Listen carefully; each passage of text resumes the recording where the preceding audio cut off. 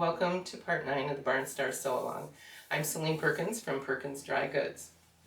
This is the Barn Stars quilt, all assembled, and when you gather your blocks up, what you're going to want to do is,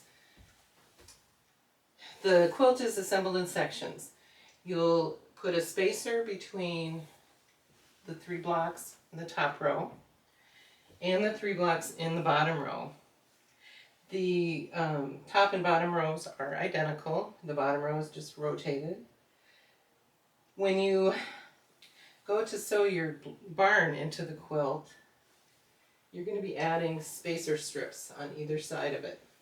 That will separate it from the blocks that are on either side.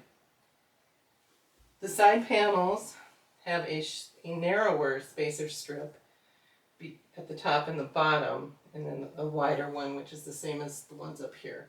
So it's important to pay attention to which strips you're sewing where.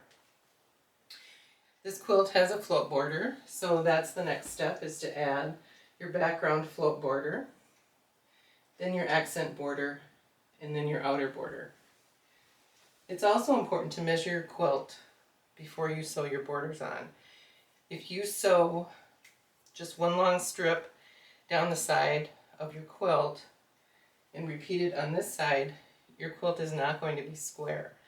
So I highly recommend measuring on each side and then down the middle and average those numbers and cut your strips for your side borders that way.